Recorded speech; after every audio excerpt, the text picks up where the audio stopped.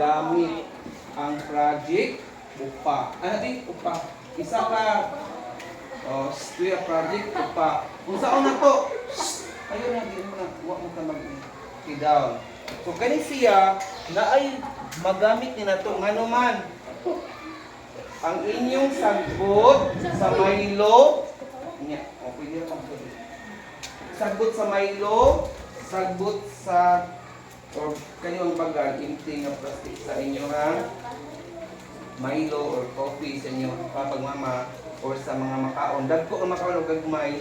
Tanawa niyo dong. Inyo ra ipilo. Tanawa ha, kay kamo ra ba mo ano ron. Pilo. Unya inyo na po ipilo. Asa inyo ganahan nga pasud inyo pagpilo, ipasud diri. Diri na nagliwa na mo gamay nga pilo diri para mahimo siyang triangle na siya lapas diri. So dahil lapas diri ang right. Inyo na pala siya pilo dinhi. So nya inyo ipaak.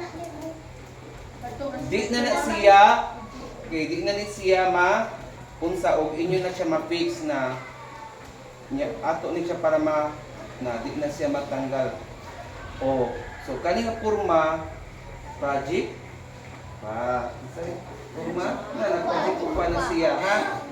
Kung ang inyong basura inaana kadaghan mudag ko na siya okay na siguro ngari palongte. So kani siya di ay nasa lante. So kani day siya ang dagko nga basura para ang sulod sa sako, so na sako no daghan man no.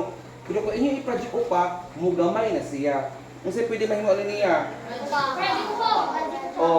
Project upa, ipagamay. Pwede siya i-decorate, i-design sa picture frame, inyo ikuan sa inyong moong kurtina, nakahimo mi dito sa ambihanon o kanang ilang ikuan ng karton nga may mong Christmas tree. Okay na Christmas tree.